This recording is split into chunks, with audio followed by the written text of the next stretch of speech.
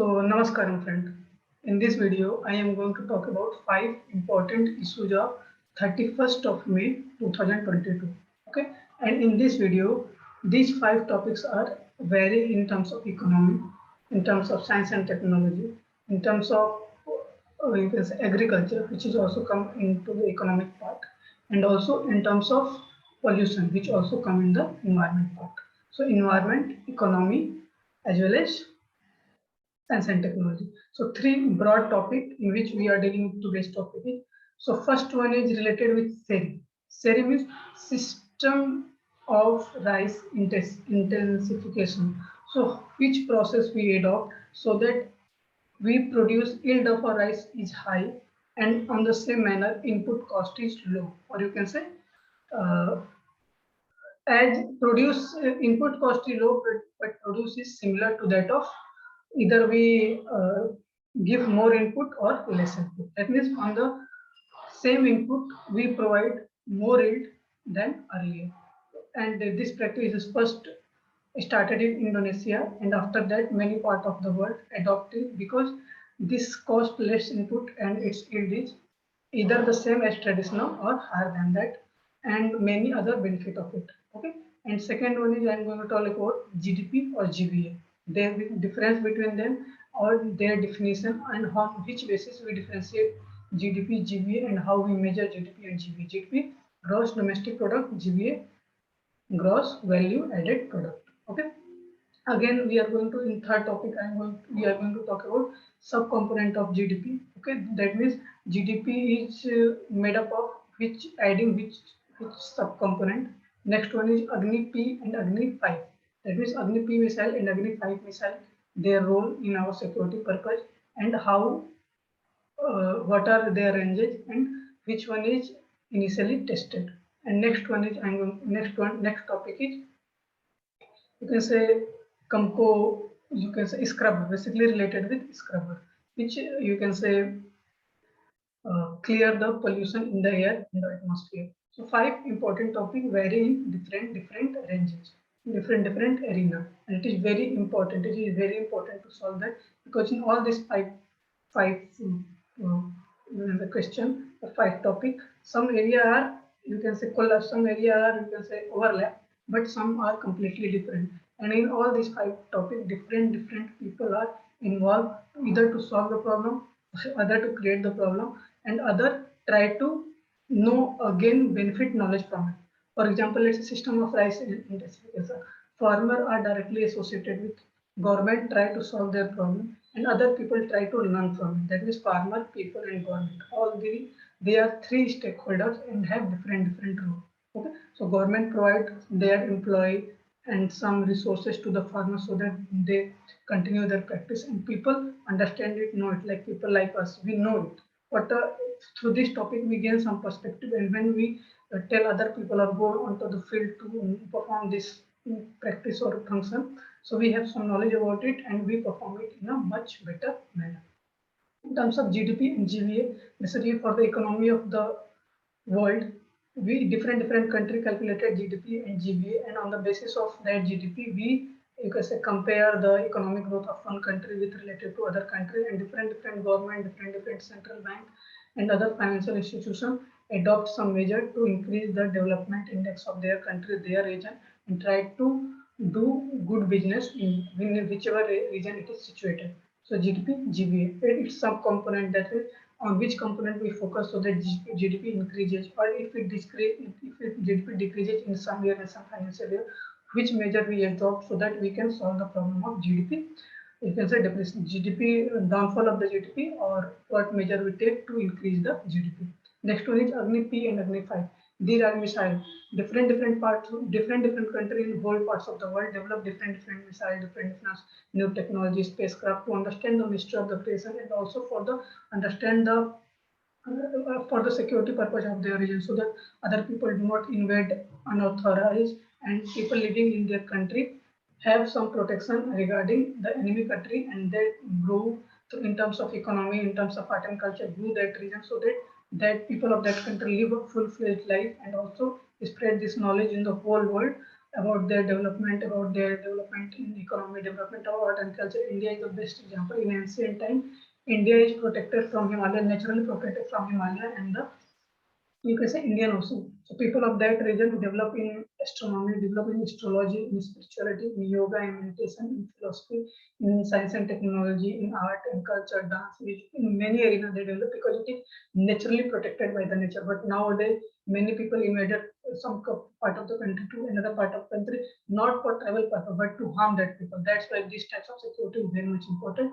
And in this manner, many countries develop different you can say arsenal to keep different instrument, different machine to protect their region. So in this regard, AGNI-5 and AGNI-P play a significant role for the protection of the Indian boundary.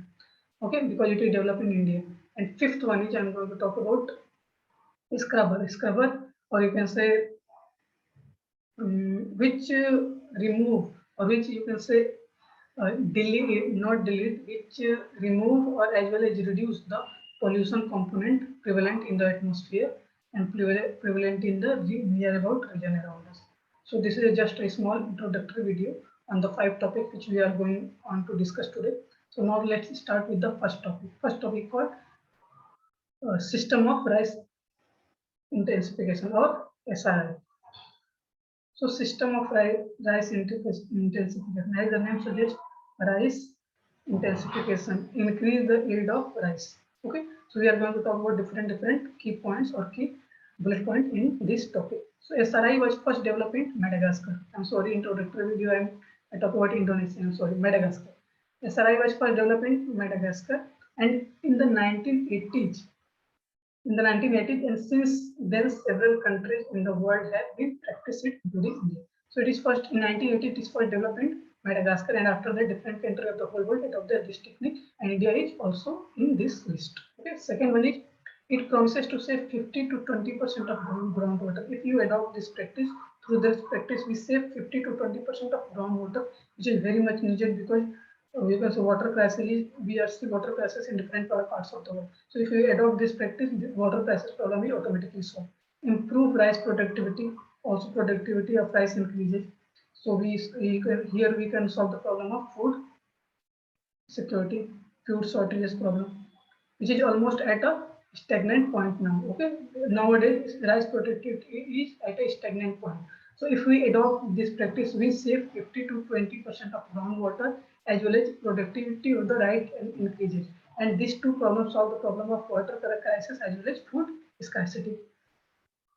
Third one is experts who are expert in this area said that it gives equal and more produce. This practice gives equal, if not more than equal and more produce than the conventional rice cultivation. Whatever types of practices performed by the people to grow rice. So if they adopt this practice, so the produce is either same or more. That means there is no loss in this practice.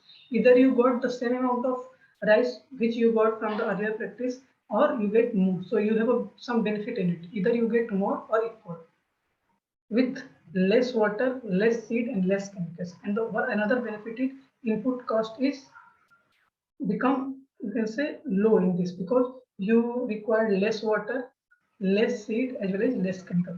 So whatever money you spend on irrigation, you save it on seed, you save it, and as well as on fertilizer, you save it. So this practice is quite good and promising, you can say, good result. Experts said that unlike direct seeding of rice, experts said that unlike direct seeding of rice technique, which is suitable only for mid to heavy textured soil. So direct seeding of rice technique is suitable for mid to heavy textured soil, but SRI is suitable to all types of soil. So another benefit.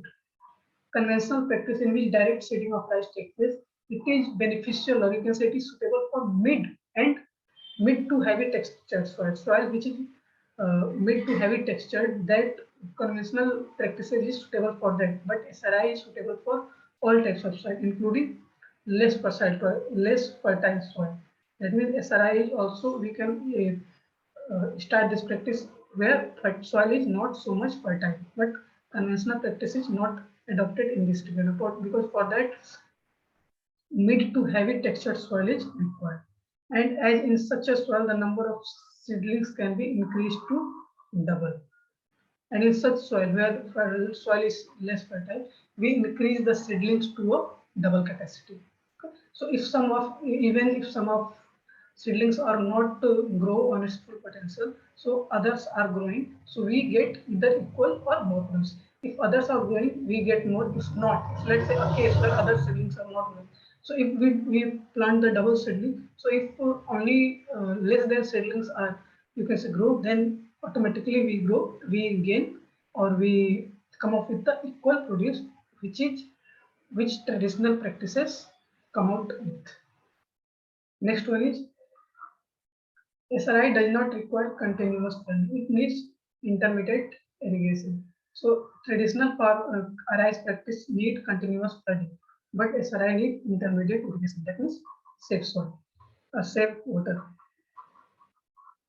Next one is indeed the plant's roots should not be starved for oxygen through flooding. Through continuous flooding, in the plant's roots, starvation of oxygen occur. That's why produce is reduced. But in this technique, through intermittent irrigation, oxygen in the roots of plant is uh, oxygen reaches to the roots of plant and plant is not rotten. Okay, so this is very much required for the produce, for the yield of the rice. Next one is irrigation is given to maintain soil moisture near saturation initially. Irrigation is given to maintain the soil moisture initially, and water is added to the field when the surface soil develops hair-like cracks. So in SRI, initially we give water so that soil become moisturous, and after that we give water to the samplings to the plant when hair-like cracks are happening in the ground. That means continuous flooding is not needed. Initially, we give water to moisturize the soil, and after that, when there is a hair-like crack occur in the field in the soil, then we give irrigation practice to this field. Okay. So irrigation intervals will vary according to field condition, and also there is not one rule for one fit for all that this amount of water is required in this field. No, depending on the field condition, irrigation interval vary. That means for some field you give irrigation in 2 hours, in some field three hours, for some field let's say 1 days. Okay, so it depends on the field condition. Next one is unlike DSR direct, you can say seeding of rice. Unlike DSR, when weeds are major problem, when weeds are major. In direct seedling of rice, weeds are major problem because weeds are growing when you plant seed. Let's say here you plant rice seeds. So weeds are growing near water. And weedy sites, that means chemicals which kill the weeds, are sprayed simultaneously at the time of sowing. So at one point in time, you sow the rice, and at another person spread the weedy sites so that they kill the weeds. In SRI, which permits greater weed growth because of alternative wetting and drying of field. In SRI, we first give water to moisture the soil, and after that crack happen. That means a soil become wet. Then we again, when soil become dry, then again we practice irrigation practice so that soil field become wet. So through wet and dry conditions. So in SRI, number of weeds which grow is much more than the direct seeding of rice. But the weeds are incorporated in the soil by opening a cono-weeder between rows. So the weeds are incorporated in the soil. Weeds are incorporated in the soil by operating cono-weeder row, which is made at the time of sowing. So at the time of sowing, we made a cono-weeder which incorporate weeds into the soil, and this weed act like a manure for the soil. Okay, in direct seeding of rice, chances of weed is less than SRI. But in direct seeding of soil, at the same point we sow the rice as well, and at another person sow the rice, and another person you can say spread, or you can say spread weedicides so that they kill the weeds. But in SRI, number of, you can say, weeds are more than direct seeding of rice because due to alternate dry and wet of the soil. but we made cono weeder which incorporate the weeds into the soil and it acts like a manure for the soil, which adds nutrient to the crop like green manure. So this weed act like a green manure for the soil. Okay. So we use its, you can say, disadvantage as a advantage. Very nice. First weeding to be done 10 to 12 days after planting. And first weeding in SRI is done after 10 to 12 days of planting. Further weeding may be undertaken depending on the necessity at 10 to 15 day interval until the crop reach panicle stage. Panicle stage, that means when fruit are or when small grain are occur in the plant. So further weeding may be undertaken depending on the necessity 10 to 15 day interval until the crop reaches its panicle stage. So it take a time, that means when we sow a seed here, so it take, you can say, 1.5 months or 2 months to reach a panicle stage. So in between, in one initial to 2 months, on the interval of 10 to 15 days, we practice the weeding removal so that our crops are capable of producing more yield. Each weeding enhances yield through a process of soil irrigation. When we start weeding, that means when we remove the weed in the path of the rice, then that soil is then space near that plant is, you can say, more space occur near that plant, and so oxygen reaches to the root of the plant and plant reaches its full potential, and in this manner you can say the yield of the crop is grow. Okay, so this is a very beautiful picture. Here you can say through cono seeder, it remove the weeds, or you can say incorporate the weed into the soil. Okay, through cono, this is a cono seeder. So using cono seeder, it incorporate the these are weeds, green weeds. This, you can say, this green is a, you can say, our rice, but this is small green is a weed. So using cono seeder, he or she incorporate the weed into the soil, and in this manner that weed become a green manure for the soil and act as a, you can say, nutrients. In this weed add nutrition to the soil, and after, depending on the soil condition, after 20 after the interval of 12 to 15 days, we practice the weeding removal process until the pinnacle stage of plant is reaches. Okay, so through this picture you can understand the whole process what I am talking about. Okay, this is rice sampling, this is a cono seeder, these are the weeds, and this is a, you can say, irrigation on a, when, you can say, when hair like cracks are happening on the soil, then we adopt irrigation practices in SRI, system of rice intensification. And also the produce what we got in SRI is either equal or more than the traditional rice practices.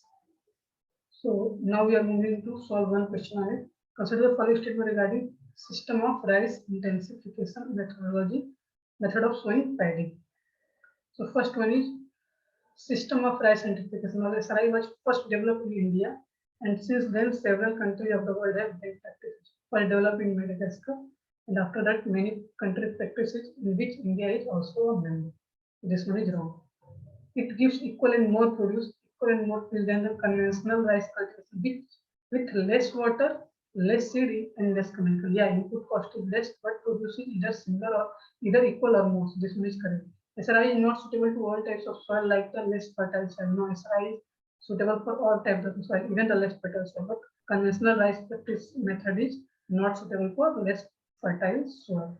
Okay, here we show double sampling than the initial one.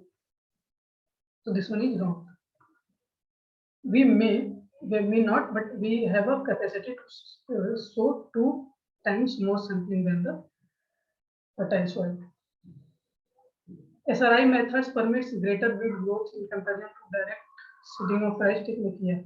SRI method permits greater weeding, but we use this disadvantage into advantage by applying Ono seeder, which make the weeds as a manure. So this one is correct. That is option 1 and 4. There is no option.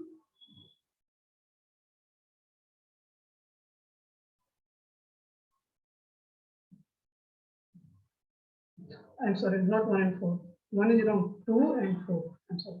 That means option is B. Just check we are on the right path or not.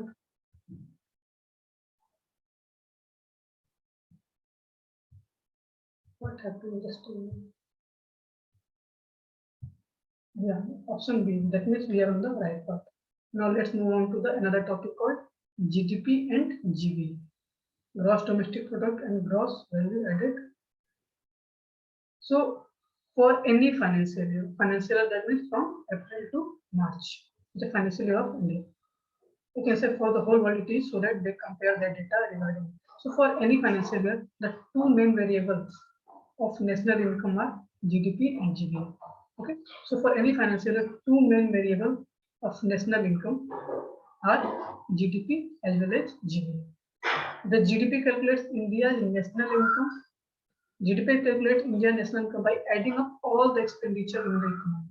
So it added up all the expenditure in the economy, and in this manner, we calculate the India's national income. While the GVA calculates the national income from the supply side, it measured India's national income from supply side, looking at the value added in each sector of the economy. Okay.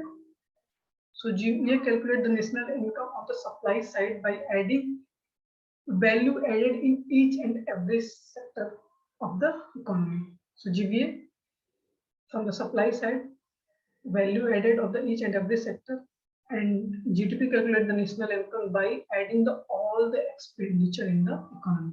GDP all the expenditure, GVA value added in the economy. While both the variables measure national income, both variables measure national income. For GVA, it look at the supply side and measure the value added in the each and every sector, while the GDP expenditure in the economy. So both variables measure national income. They are linked as follows. Since both measure national income, so their linkage is as follows. GDP is equal to GVA plus tax earned by the government and subsidy provided by the government. So if subsidy provided by the government is more than tax, that means GVA is more than GDP. And if tax is more than subsidy, then GDP is more than 0. Okay, from here you can easily see. Here tax added plus subsidy minus. So let's say GVA is, let's say 3, tax is 2, subsidy is 1. That means tax is more than this. So in this manner, GDP is 4, which is greater than GVA. Okay. So if tax is more, let's say tax is 1, subsidy is 2. In this case, GVA is more than GDP, because in this case, GDP, this one is 3, this one is -1. That means GDP become 2. So 2 is less than 3. So it depends on the taxes and subsidy. If tax is more, GDP is more, subsidy is more, GVA is more. As such, if the government earned more, so what I'm talking about, what I'm telling in this, you can say in this writing, this is talking in the form, in the, you can say, word form. So as such, if the government earned more taxes, then what is spent on subsidy, GDP will be higher than GDP. If tax is more, then GDP is higher than GDP. If on the other hand, the government provides subsidy in excess of its tax revenue, then absolute level of GVA would be higher than the absolute level of GDP. Absolute, that means this one is, we consider the minus sign as a not negative but as absolute, like minus x, absolute value is x. So if subsidy is more, GVA is more. If taxes is more, GDP is more. And in terms of when minus can, we call it absolute. On the other hand, the government provides subsidy in excess to taxes, then the absolute level of GVA will be higher than the GDP. So just remember the linkage of GDP and GVA, formula linking the GDP and GVA, and calculate the absolute value of GDP, GVA, when taxes is high, when taxes is low, when subsidy is high, when subsidy is low, and what are the measure of GDP and GVA. Okay. So now we are going to solve the one question on it. Just remember GDP, GVA. GDP both measure the national income, GDP adding all the expenditure in the economy, GVA, from the from the supply side arena, and it measure all the value added in the all sector of the economy. Okay, GDP equal to GVA plus taxes minus subsidy. If taxes is more, GDP is more. Taxes is less, taxes more than subsidy, GDP is more. When taxes is less than subsidy, then GVA is more. Okay. So first one is both GDP and GVA measure national income. Yes. The GDP calculate India's national income by adding all the expenditure in the economy. Yes. If the government earn more taxes than what it is spent, that means GVA will be higher. No, GDP will be higher. So option is 1 and 2. Just check we are on the right path or not.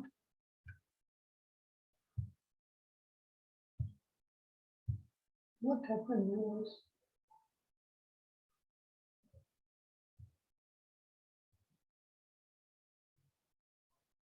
1 and 2, yeah. So option A is correct. Okay. Now move on to the next topic called subcomponent of GDP. What are the subcomponent of GDP? Earlier we did know what is GDP, what is GDP. So here we are going to talk about what are the subcomponent of GDP. So broadly speaking, GDP has 4 engines of growth in an economy. In any economy, GDP has a 4 engines of growth. Okay. 4 engines of growth are, we talk about each and every growth in this bullet points. So in India's case, for instance, the biggest engine is private consumption demand from individual. In India, the biggest engine, there are 4 engines of GDP in any economy. So in India, the biggest engine is private consumption demand from individual. So demand of individual, private consumption demand of the individual is the biggest engine in the case of India. This demand typically accounts for 56% of all GDP, and technically it is called as a private final consumption expenditure or PFCE. So in all the 4 in India, private final consumption expenditure, or you can say private consumption demand from individual, is constitutes 56%, and it is the highest. Okay, private final consumption expenditure. Private expend on their final consumption. The second biggest engine is money spent on investment. First one is consumption, second is on investment. So this accounts 32% of the all GDP, and it technically called gross fixed capital formation. That means while investing money, what capital you form. So gross fixed capital formation is the second largest engine of growth of the GDP. Third engine of GDP growth is the money spent by the government towards meeting its day-to-day arrangement. On meeting day-to-day arrangement, government spends some money on it. So this is the third engine of growth of GDP in an economy, and it is called government final consumption expenditure. That means here consumption is by the government final consumption expenditure. Earlier is private final consumption expenditure, which one is on the top priority. This one is third, and gross capital formation. Okay, gross fixed capital formation is the second one. And the fourth engine of GDP growth is the money spent on net export. Net export means we import and we export things. Next, net export means what we import minus from our export. Okay, so this is a net export. So we import more thing than export. So net export is always negative, because export minus import is always high. So in this manner our net export is always negative. Till now, maybe in the future it changes. So the net export is nothing but the money spent by Indians on foreign goods, that is India imports, subtracted from the money spent by foreigners on India goods. That means import minus export. That is India's export. So NX is basically net export, that means import minus export. Since the most year India imports more than it exports, the NX is the smallest engine of GDP growth, and it's often negative. We import more than exports, so net export is always negative, because in import we give money, in export we gain money. So NX is the smallest engine of GDP, because we are remain for more number of years, for many decades, we remain negative in this field. So GDP is basically the first engine of growth in GDP is private final consumption expenditure, which constitutes 56%. Then Gross fixed capital formation, which constitutes I think 36%, and government fixed capital expenditure constitutes I think 11%, I think. And the rest one is related with next. So I think 56 and 36, 56 and 32, 56 and 32. So just add 169, then this is 199. So all these three constitute 99, and this one is the main negative. So it is the smallest engine of growth. So GDP is a four component of engine of growth, in which private final consumption expenditure constitutes 56%, and it is basically a private consumption demand by the individuals. Okay. Second one is gross fixed capital formation. That means investment by the individuals, which is 32%. Fourth one is expenditure by the government to meet their day-to-day activities, which is called gross government fixed capital expenditure. And next one, fourth one is net export. So we import more product than export, so it is always negative, and it is the smallest engine of growth in GDP. So just we are going to solve one question on it. Which of the following are the subcomponents of GDP? So private final consumption expenditure, yes. Gross fixed capital formation, yes. Government final consumption expenditure, yes. Net export, yes. Private one is first, gross fixed second, government one is third, and this one is fourth. Okay. 56, 32, 11, and remaining 1%. So all the options are correct. Just check we are on the right path or not.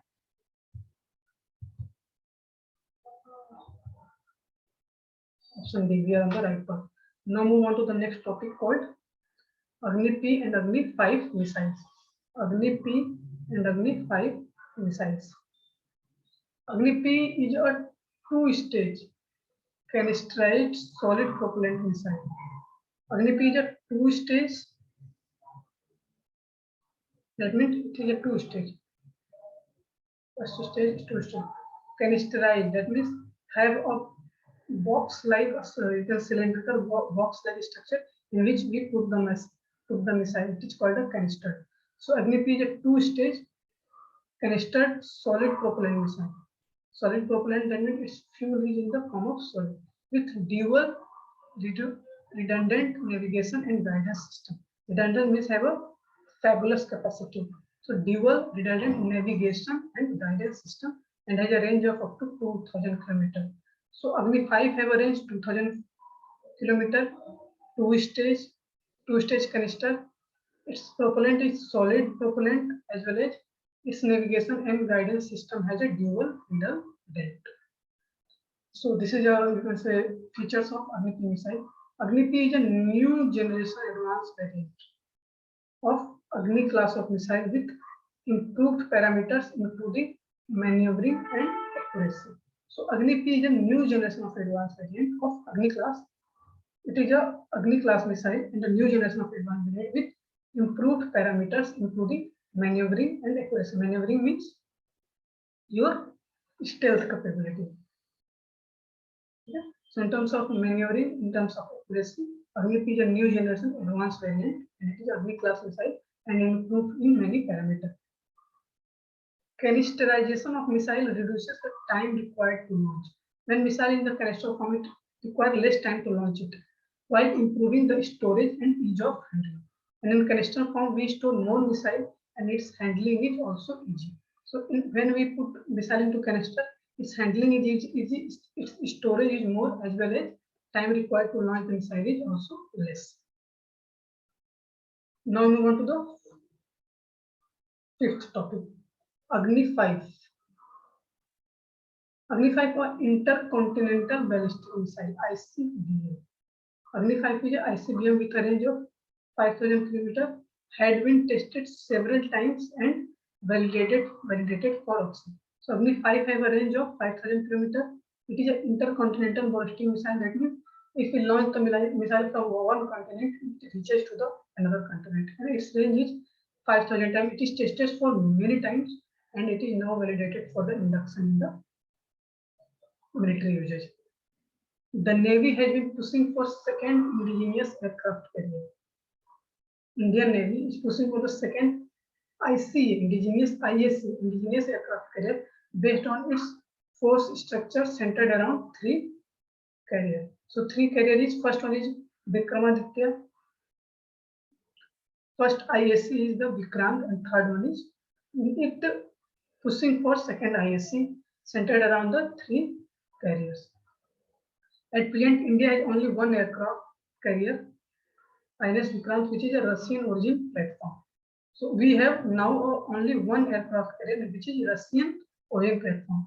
But the country's first ISC, ISC means indigenous aircraft carrier, is currently undergoing sea trial, which is INS Vikrant. And third one is second ISC is Navy is pushing for according to their forces centered around the three carriers. Okay. The first one is Vikramaditya, second one is Vikrant, third one is Navy is pushing for an indigenous craft carrier. Okay. So AGNI-P, AGNI-V, Vikramaditya, Vikrant, and second ISC. So these are some important topics related to this. Now we are going to solve one question on it. Consider the following statement. First one is INS Vikrant is India's first aircraft carrier. No, INS Vikramaditya. I'm sorry. No. Yes, first engine. Vikramaditya is the first aircraft carrier, but its origin is Russia. But Virat, so automatically it is Vikrant. Vikrant is the India's first aircraft carrier. Vikramaditya is the aircraft carrier which has a Russian origin. So this one is right because here it is written Viram, but it is Virat, but it is Vikrant. AGNI-P is the canister missile that has a range of up to 2000 km. Yes, it is a canister missile and its range is up to 2000 km. Range of AGNI-V is 5000 km. Canisterization of missile reduces the time required to launch the missile while improving the storage and reach of materials. Second is correct, third is correct. That means option is C. Just check we are on the right path or not. It takes some time. I don't know why, but it takes some time. So option is C, 2 and 3. That means we are on the right path. Now let's move on to the next topic called scrubber, catalyst converter, and electrostatic precipitator. So all these things are basically to remove the pollutant in the atmosphere. So these are several ways of removing particulate matter. There are several ways of removing particulate matter. The most widely used, which is the electrostatic precipitator. So there are many ways through which you can remove the pollutant in the atmosphere or particulate matter. So in which electrostatic precipitator is the important one, which can remove over 99% of the particulate matter present in the exhaust from a thermal power plant. So by using thermal power plant, many particulate matters are, you can say, accumulated on the exhaust. So electrostatic precipitator is capable of removing 99% of the particulate matter from the exhaust, which is accumulated by nuclear power plant. Next one is a scrubber can remove glass like sulfur dioxide. A scrubber is removing glass like sulfur dioxide. Okay. Electrostatic precipitator remove 99% of the particulate matter of exhaust from thermal power plant. Scrubber remove the glass like sulfur dioxide. In a scrubber, the exhaust is passed through a spray of water or lime. So in case of a scrubber, the exhaust is passed through a spray of water and lime. See, electromagnetic precipitator remove the 99% of the particulate matter, but scrubber remove the glass like sulfur dioxide. And for this, that exhaust is going through the solution of water and lime. Or you can say spray of water and lime. Catalyst converters having expensive metals. Catalyst converter is also a way through which we remove the particulate matter, but have an expensive metal, namely platinum, palladium, and rhodium. Platinum, palladium, and rhodium as the catalyst are fitted into automobiles. These are fitted into automobiles for reducing emission of poisonous gases. These catalyst converters having expensive metal like platinum, palladium, and rhodium as a catalyst are fitted in the automobiles, in cars, in buses, in other automobiles to reduce emission of poisonous gases. So if car is moving, so they also, you can say, blow some gases in the atmosphere, which is maybe poisonous in nature. But when we put catalyst converter into the automobiles, then in this catalyst converter there are, you can say, costly or you can say expensive metals like platinum, palladium, and rhodium are present, which reduce the emission of poisonous gases. So in this manner, our environment is safe as well as health condition of people is not much impacted through this pollutant. Next one is as the exhaust passes through, as the exhaust passes through the catalyst converter, and when exhaust, we put the exhaust into the automobile. No? So when the exhaust passes through the catalyst converter, unburnt hydrocarbons are converted into carbon dioxide. Hydrocarbons which are unburnt is converted into carbon dioxide when exhaust passes through the catalyst converter. And water. That means unburned hydrocarbon converted into carbon dioxide and water, and carbon monoxide and nitric oxide are changed into the carbon dioxide and nitrogen gas. So it pollutants are emitted but of a less poisonous in nature, like unburnt hydrocarbon converted into carbon dioxide and water, carbon monoxide converted into carbon dioxide, and nitrous oxide converted into nitrogen oxide when this exhaust passes through catalyst converter. Okay, so electromagnetic what is electromagnetic precipitator, scrubber, as well as catalyst converter. So electromagnetic uh, precipitator remove 99% of the pollutant, you can say particulate matter from the exhaust. Okay, scrubber remove the glass-like structure like sulfur dioxide, and electromagnetic I'm sorry, catalyst converter, when exhaust passes through catalyst converter, it unburnt hydrocarbons convert into carbon dioxide and water, and carbon monoxide convert into carbon dioxide, nitrous oxide convert into nitrogen. That means pollutant gases are converted into less pollutant gases by using catalyst converter. Motor vehicles equipped with catalyst converters should use unleaded petrol. So if any motor vehicle have uses the catalyst converter, it should use unleaded petrol because lead in the petrol inactivate the catalyst. When person with have a catalyst converter, person have a motor vehicle, and in that motor vehicle have a catalyst converter. So if it uses, you can say, leaded petrol. If it uses leaded petrol, then this lead, you can say, inactivate the catalyst. So the process of gas, less pollutant gas emerging from the motor vehicle is stopped because lead stopped the catalyst activity. So when we use unleaded petrol, then that catalyst are activated, and the process of converting you can say hazardous chemicals into a less poisonous chemical is happening. That means if we have a motor vehicle and we use it, and catalyst converter is implemented, you can say you can say put into it, then we use unleaded petrol, because in unleaded petrol lead is not present. So this lead do not deactivate the process of converting hazardous gases into less hazardous gases. Gases are emerged but less hazardous in nature. So now we are going to move on. Now we are moving to solve question 1. First one is electromagnetic precipitator. Okay, EP can remove most of the particulate matter present in the exhaust from a thermal power plant. Yes. Motor vehicle equipped with catalyst converters should use leaded petrol because lead in the petrol activate the catalyst. No, lead in the petrol deactivate the catalyst. So we use unleaded. This one is wrong. A scrubber can remove gases like sulfur dioxide from the exhaust of coal-fired power plant. Yes.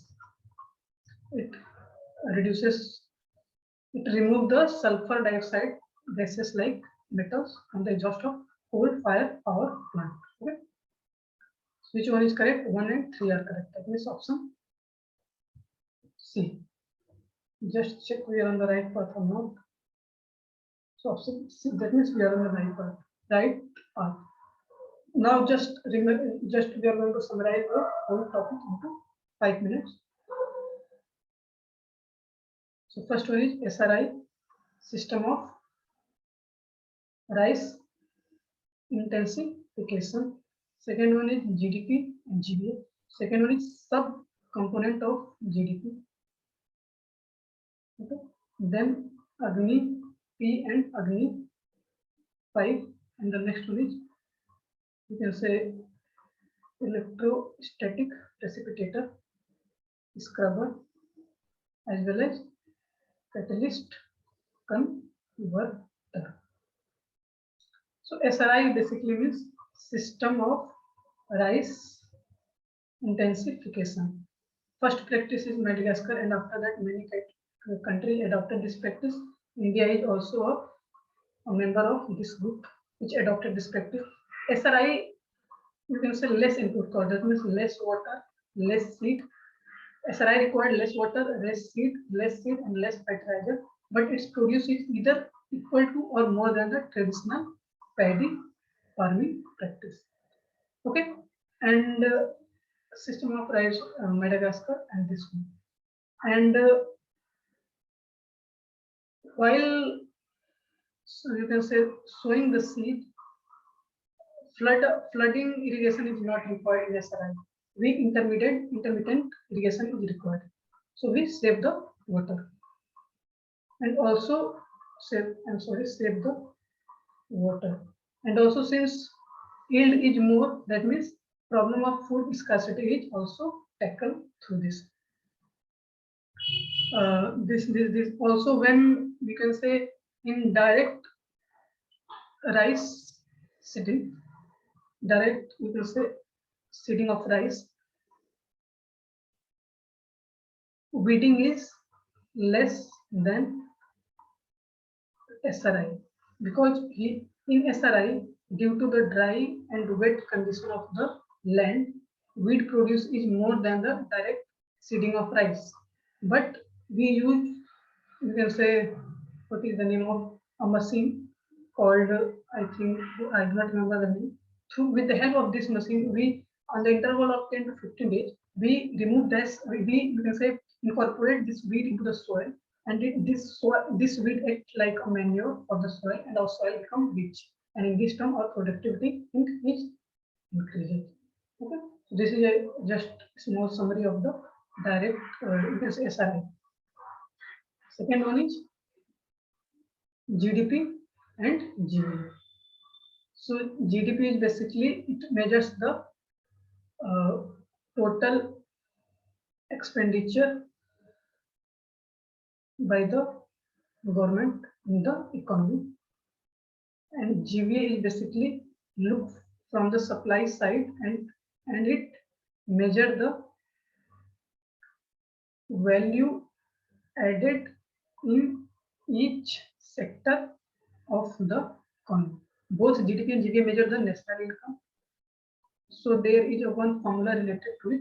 GDP equal to GVA plus taxes on by the government minus subsidies provided by the government. So if taxes on by the government is more than subsidy, then GDP is more than GVA.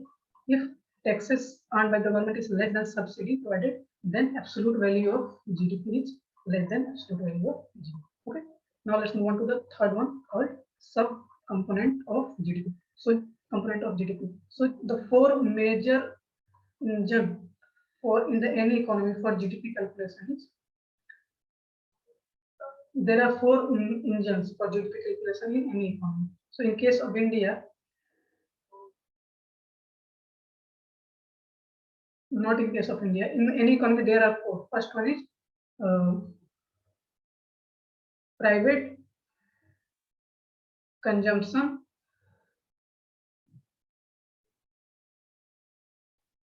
or also private consumption of food expenditure. I'm sorry, just what it is, private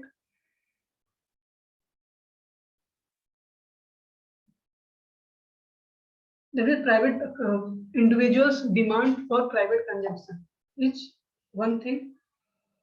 Then investment by the government is another thing.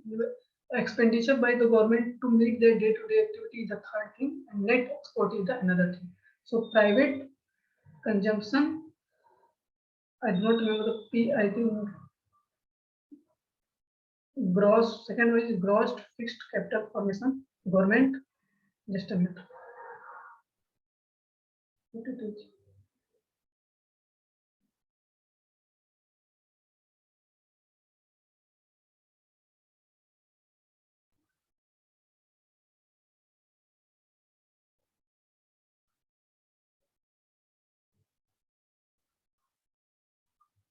Private final consumption expenditure, government final government final consumption expenditure, and net export. Okay, so GDP with four subcomponent of GDP is this. This one is private final consumption expenditure. That means demand of consumption by individual. Private one, which constitutes 56%. Gross fixed capital formation, which constitutes 32%. Government fixed government fixed capital expenditure. Government fixed private fixed capital expenditure. Private fixed consumption expenditure, government fixed consumption expenditure, gross fixed capital expenditure, and net export. So it's constitute 11% and it constitute 1% because it is basically import minus export. That means demand of Indian commodity in the foreign market and demand of foreign commodity in the Indian market. And we import more than export, so it is always most of the time it is negative. So it is the, you can say, the smallest engine of growth in the GDP. So private fixed capital expenditure, private fixed consumption expenditure, government fixed consumption expenditure, gross fixed capital formation, and annex. Okay. So these are fourth one is I think AGNI-P and AGNI-V. AGNI-P, two-stage canistered missile of range 2000 km. AGNI-V has a range of 5000 km. It is an intercontinental ballistic missile. And since it is a canister, so its storage is more easy to handle and less time. It is a class of AGNI class of missile. Its test is going on, and at many points it shows its readiness to incorporate it into the military. And also important in terms of it is a Indian aircraft carrier. So Indian aircraft carrier, India is a first aircraft carrier is called Vikramaditya. This is an indigenous craft carrier.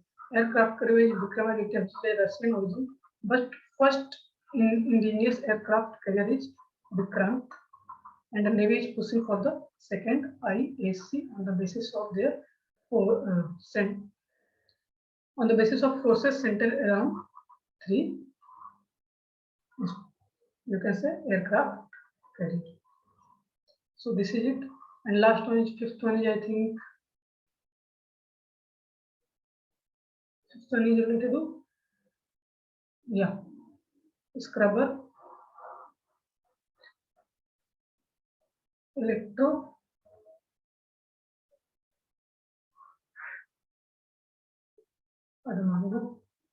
catalyst, converter,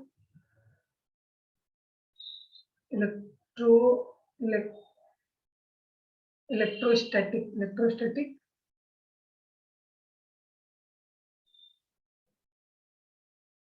what is it? I do not remember. Scrubber,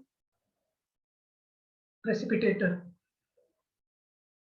electrostatic precipitator, catalyst, converter. So scrubber remove glass-like particles like sulfur dioxide from the coal power plant. Electrostatic converter in automobiles. Electrostatic is you can say usage, cost, you can say costlier, catalyst which used in the automobile, and this costlier catalyst convert unburnt hydrocarbons into carbon dioxide and water, carbon monoxide into carbon dioxide, and nitrous oxide into just a minute, carbon monoxide into carbon dioxide and nitrous oxide into nitrogen oxide. And in catalyst converter we use what I can say